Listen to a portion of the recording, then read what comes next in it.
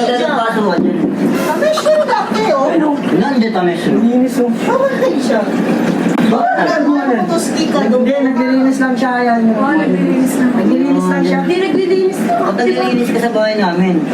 Tamis Kasi na yung nililinis ako dito, to ma. Tamis na yung dati. Hindi ah. Kasi ano nakakatawa. Eh, naglilinis lang siya. Kaya mo siya para alam niya kung paano. Maniligawan ko to ma. Pwede namang kahit mga ilang taon pa bago niya gawin to. Para alam ko rin kung paano kung gugustuhin si Shilane. Ano ka ba? Ayun. Kilala ko na ba si Shilane? Alam mo, hindi ko siya kilala. Kilala ko yan. Liga nga dito. Alam, madam! Akala ko pa naman po. Katulong yung tingin niyo sa akin. Sobrang dumi ko Mga na bang katulong nakagaon ka? Meron bang katulong na nakagaon? 18 roses po, ano na po? Libo niya po. Tita, ano nangyari? Ano nangyayari ba? Mimi, siguro pinag-usapan niya to. Uy, yung pinag-usapan, pinabibintangan mo na naman ako. Pinag-udabit niya ito. Wala to.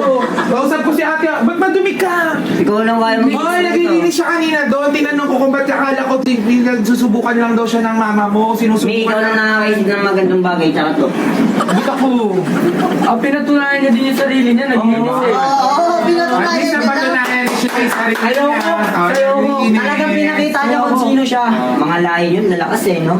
Diba? Patunayan. Kaya mo na, importante, nakilala na siya ng mama mo. Kita si Shilane, pa-personal, mabay ka Wala nag-bless doon. sa akin. Paano mag-bless? Nilinis nyo agad. Pagod may daladong masahan.